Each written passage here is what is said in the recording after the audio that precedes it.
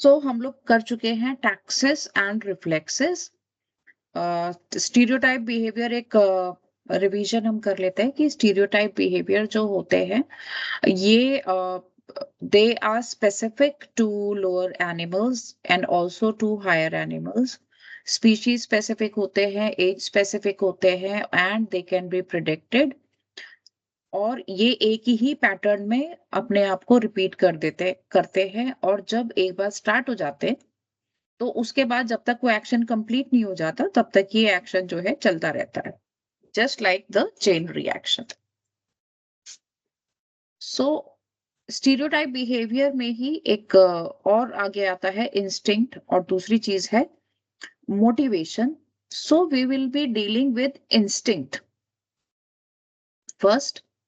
तो अब कोई भी एनिमल जो होता है वो अपनी सराउंडिंग्स में रहता है, और कोई भी एनवायरनमेंट जो है वो बहुत वोलेटाइल एनवायरनमेंट होता है। Volatile, it's not like it is burning, but volatile in the sense कि वो एवर चेंजिंग एनवायरनमेंट होता है। तो एनवायरनमेंट से किसी भी ऑर्गेनिज्म को बहुत सारे स्टिमुलाई जो हैं वो रिसीव होते हैं। तो जो वो स्टिमुलाई है, जो भी सराउंडिंग से एनिमल को स्टिमुलाई मिल रहा है, तो उसके लिए वो रिस्पॉन्स देता है, स्टिमुलस के लिए वो रिस्पॉन्स देता है। और जो भी रिस्पॉन्स आता है आप उसको दो तरीके से एक्सप्लेन कर सकते हो। एक तो ये है कि जो स्टिमुलस उसको आया और उसके लिए जो रिस्पॉन्स दिया एनिमल ने, उसका जो वो रिस्पॉन्स है वो इनहेरिटेड है या इनबिल्ट है एनिमल में।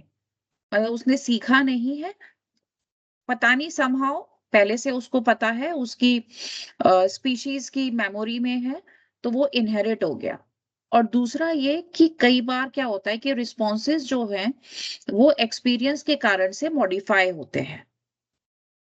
तो जो रिस्पॉन्स एक्सपीरियंस की वजह से मॉडिफाई हो जाता है उसको तो हम कहते हैं लर्निंग, क्योंकि वो एक्सपीरियंस उसका अपना होता है, उस एनिमल का अपना होता है, उसकी लाइफ हिस्ट्री में होता है, तो इसलिए उसको हम कहते हैं लर्निंग। लेकिन जो रिस्पॉन्स इनबिल्ट है या इनहेरिटेड है, दैट मीन्स कि वो उसकी स्पीशीज की मेमोरी में है, तो उसको हम कहते हैं इंस्टिंक्ट। क्योंकि वो एनिमल के वो पहले कभी उसने एक्सपीरियंस नहीं करा, फिर भी एक नई सिचुएशन के लिए वो रिस्पॉन्स दे रहा है, तो इसलिए हम उसको कहते हैं इंस्टिंक्ट। लेकिन हमें ये भी ध्यान देना है यहाँ पर कि दोनों तरह का जो बिहेवियर है, चाहे वो इंस्टिंक्ट हो चाहे वो लर्निंग हो, दोनों में ही अडेप्टेबिलिटी होती है, दोनों ही अडेप्टिव होते हैं। अडेप्टिव क्यों है? इंस्टिंक्ट इसलिए अडेप्टिव है क्योंकि उसको वो स्पीशीज में अडेप्टेशन हुआ है over the period of time, over several years, over several generations, बहुत सारी generations में कुछ adaptation हुआ, तब वो जाकर के behavioral response जो है वो inherit हुआ। लेकिन learning में क्या है कि जो भी adaptation हो रहा है वो एनिमल की अपनी लाइफ हिस्ट्री में, अपनी लाइफ में हो रहा है। तो जो इंस्टिंक्टिव पैटर्न्स है, आप ये कह सकते हो कि जो इसका सिलेक्शन हो रहा है ये ड्यूरिंग इवोल्यूशन हो रहा है। जब एनिमल इवॉल्व कर रहा है, उस जो स्पीशीज की हिस्ट्री है उसमें ये अडेप्टेशन हो रहा है या सिलेक्शन हो रहा है। जबकि लर्निंग में जो अडेप्टेशन है वो उसी एनिमल की लाइफ हिस्ट्री में हो रहा है। तो जो ओरिजिनल कॉन्सेप्ट है इंस्टिंक्ट का, अगर हम उसकी बात करें तो उसके हिसाब से ये एक ऐसा इनहेरिटेड पैटर्न है, या ये ऐसे फिक्स्ड रिस्पॉन्सेज हैं जो कि एनवायरनमेंट और लर्निंग से इंडिपेंडेंट होते हैं। मतलब इनका एनवायरनमेंट से कोई लेना देना नहीं है, उससे कोई कनेक्शन नहीं है, और ना ही ये लर्निंग से कनेक्टेड होते हैं किसी भी तरीके से। अब आप यहाँ पे एग्जाम्पल ले सकते हो कि हर स्पीशीज में कोई ना कोई पेक्यूलियर बिहेवियर होता है। जैसे कि अगर हम स्पाइडर्स की बात कर रहे हैं तो अलग अलग स्पीशीज ऑफ स्पाइडर्स के जो वेब होते हैं, जो वो जाला बुनती हैं, वो अलग अलग तरह के होते हैं। कुछ का जो जाला होता है स्पाइडर्स का वो बिल्कुल ऐसे होता है जैसे कॉटन, कुछ में बहुत इंट्रिकेट पैटर्न्स होते हैं। तो सब उनका जो वेब का पैटर्न है वो सबका अलग-अलग होता है। इसी तरीके एक्सक्यूज़ इसी तरीके से जो बर्ड्स अपना नेस्ट बनाती हैं, सबका नेस्ट अलग-अलग तरीके का होता है। या जो बर्ड्स का सॉन्ग है, वो सबका अलग-अलग होता है। और ये जो है ये इंस्टिंक्टिवली आते हैं। मतलब कि जो नई जो बर्ड्स हैं, जो फर्स्ट टाइम नेस्ट बनाएँगी, वो भी बिना किसी से सीखे बनाती हैं, या बर्ड्स जो हैं, जो अपना सॉन्ग है, वो अपने आप गाती हैं, वो कोई सीखती नहीं है कहीं से। तो ये जो है, आप ये कह सकते हो कि इंस्टिंक्ट जो है, ये प्री डिटरमिन्ड बिहेवियर है। ये पहले से पता है कि ये इस तरीके से होगा। लेकिन कुछ अब ये प्री डिटरमिन्ड बिहेवियर है, इंस्टिंक्टिव बिहेवियर को हम कह रहे हैं, लेकिन कई बार क्या होता है, आप ये देखते हैं कि इंस्टिंक्टिव बिहेवियर में होता क्या है कि कई बार कोई बर्ड जो है, आप देखेंगे कि जैसे-जैसे एक्सपीरियंस होता है उनको, वैसे-वैसे उनकी जो नेस्ट की क्वालिटी है, वो बेटर होती चली जाती है।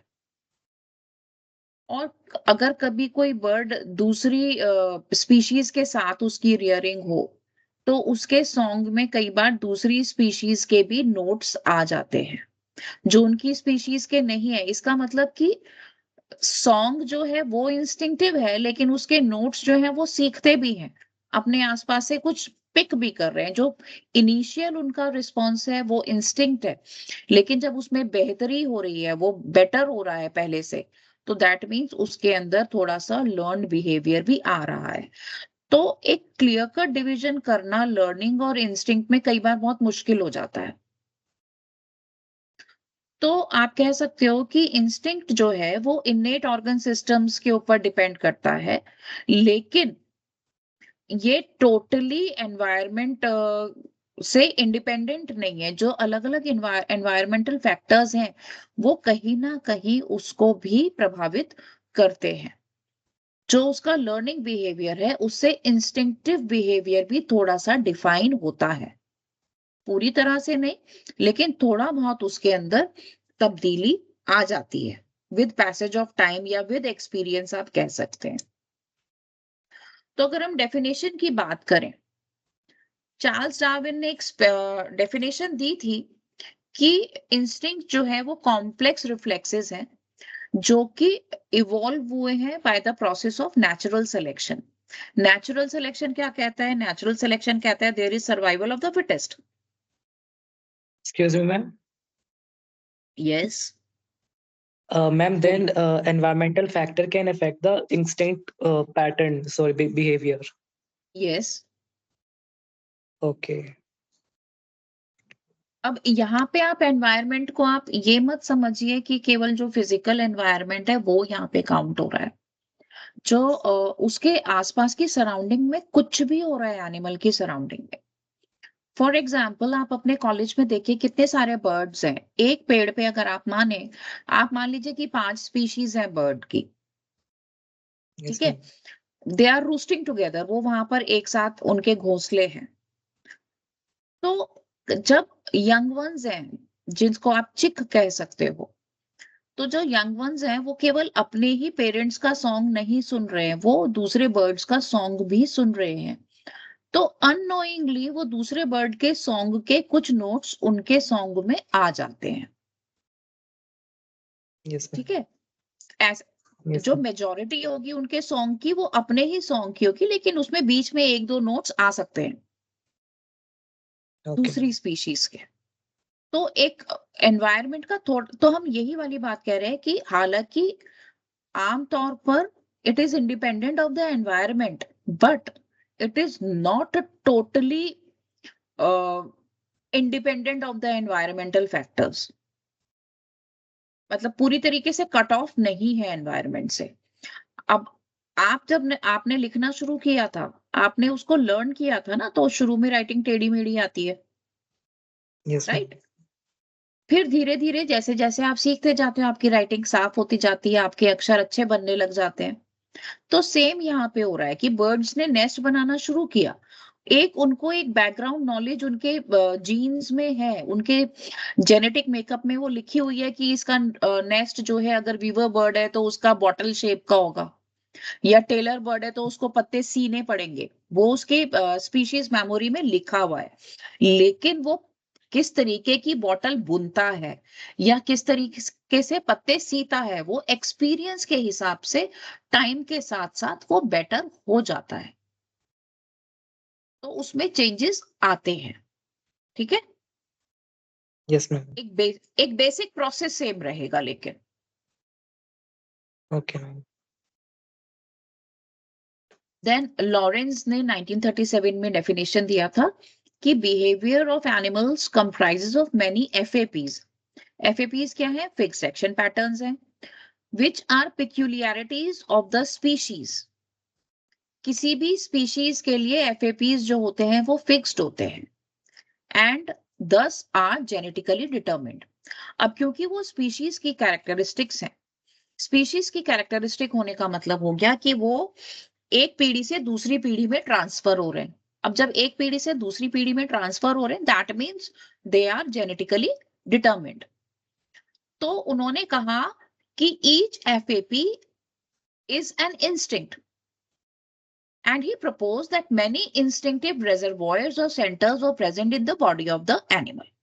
उन्होंने कहा कि अलग अलग जो जितनी भी एक्टिविटीज हैं एनिमल की, वो एफएपीज हैं, फिक्स्ड एक्शन पैटर्न्स हैं, और हर एक एफएपी एक इंस्टिंक्ट है। और बॉडी में, हर एक एनिमल की बॉडी में बहुत सारे इंस्टिंक्टिव रेजर्वोयर्स होते हैं या सेंटर्स होते हैं, जिनकी सहायता से वो अलग अलग एक्टिविटीज परफॉर्म करता है।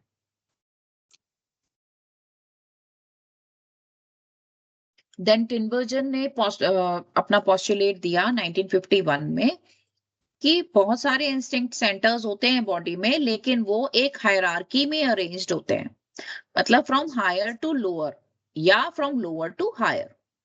तो जब हायरार्की में अरेंज्ड होते हैं तो एनिमल की एनर्जी जो है सेव होती है, क्योंकि हायरार्की में सेव होने की वजह से किसी भी रेजर्वोयर की या किसी भी एक्शन की जरूरत उसके लाइफ के किसी पर्टिकुलर समय पर पड़ेगी। हर समय सारे के सारे सेंटर्स या रेजर्वोयर्स जो हैं वो एक्टिव नहीं होंगे। जैसे कि अगर आप रिप्रोडक्टिव बिहेवियर की बात करें, तो रिप्रोडक्टिव बिहेवियर जब इनिशिएट होता है किसी भी एनिमल में, तो उसके हिसाब से बहुत सारे एसोसिएटेड बिहेवियर स्टार्ट होते हैं। जैसे कि बर्ड्स में, फिशेस में नेस्ट बिल्डिंग स्टार्ट होगी। Then you will see the courtship patterns, you will see the courtship songs, you will see the courtship dance, जैसे पीकॉक डांस करता है रेन में। और उसके बाद पेरेंटल केयर होगा।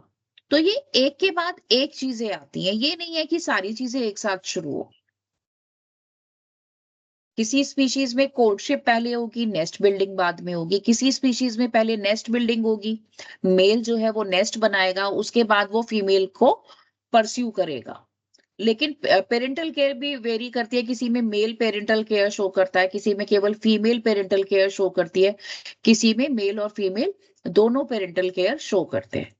तो species to species, animal to animal, ये चीजें डिफरेंट होती है। यहां तक किसी को कोई प्रॉब्लम या कोई सवाल? No ma'am.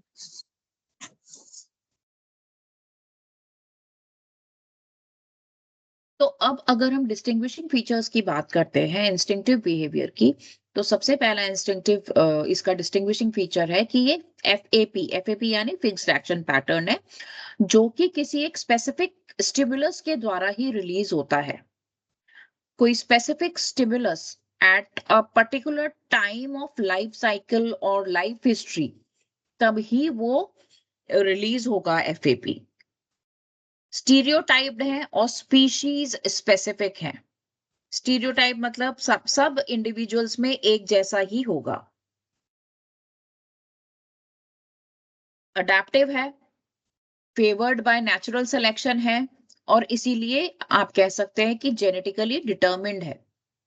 एंड लास्ट है, ये अनलर्न्ड है, कहीं से सीखा नहीं है।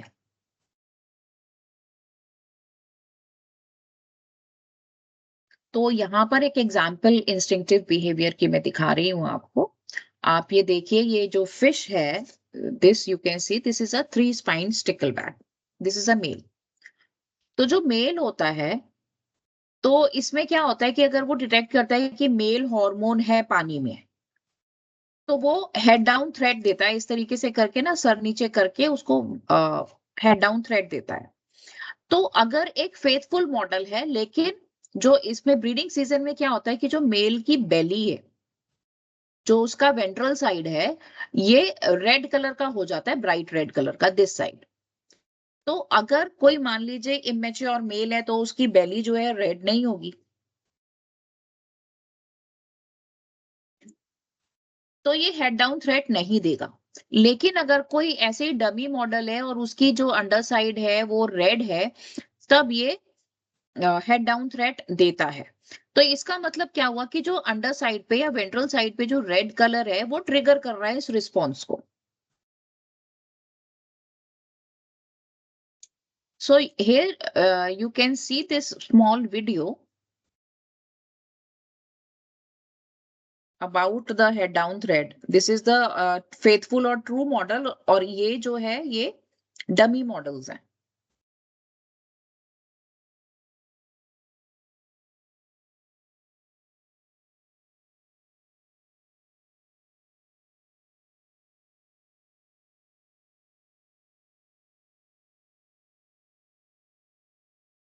And this is the 3 spine stickleback in an aquarium. ये जो पीछे यहाँ पे दिख रहा है आपको, ये एक फेथफुल मॉडल है, मतलब 3 स्पाइन स्टिकलबैक का ही मॉडल है। बट उसकी बेली जो है वो रेड नहीं है, इसलिए देखो कोई उसका रिएक्शन नहीं आ रहा है।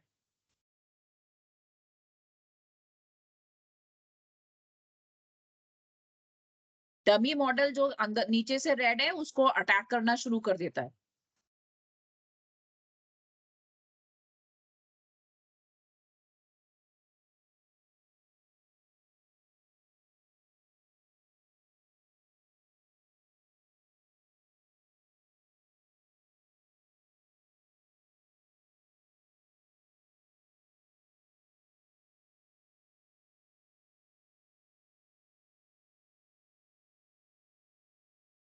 सो ये चीज आपकी समझ में आ गई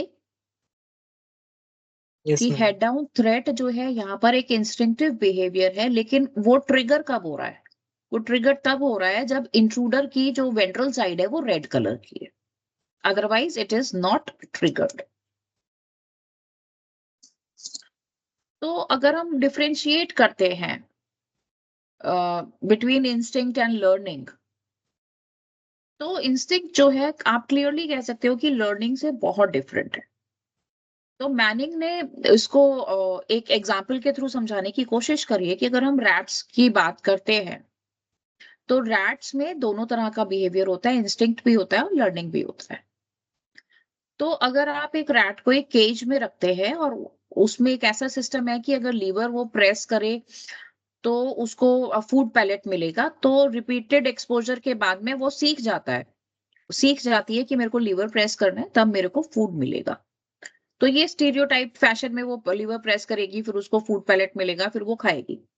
लेकिन अब यही फीमेल रैट जो इससे पहले कभी मेल के साथ नहीं रही है, but when it comes to age, when it comes to heat, तो मेटिंग प्रोसेस में वो जो उसका इंस्टिंक्टिव बिहेवियर है, जो एक्सेप्टेंस पोस्चर है, वो वही शो करेगी जो कि स्पीशीज के रिप्रोडक्टिव बिहेवियर का कैरेक्टरिस्टिक है।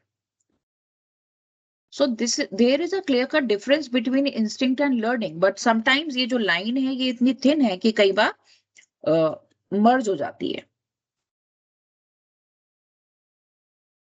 तो इंस्टिंक्ट की जो अडैप्टिव सिग्निफिकेंस है वो ये है कि जो ऑर्गेनिजम्स हैं उनको एक प्री हैंड नॉलेज है अवर्सिव सिचुएशंस के बारे में, एनवायरनमेंट की, और इसलिए वो जो चैलेंजेस उनकी लाइफ में पहली दफा आते हैं, they are prepared beforehand by nature, by the process of natural selection to meet those challenges.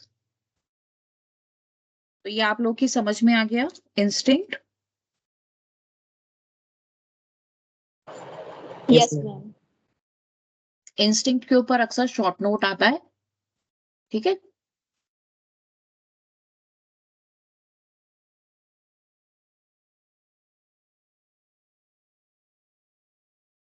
तो मोटिवेशन स्टार्ट करें या थोड़ा सा प्रैक्टिकल की बात करें?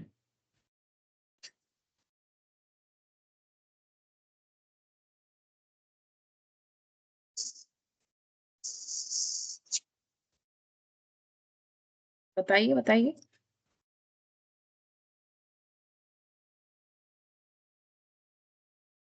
Ma'am practical. Practical, okay. तो अभी मैं I just stop sharing this.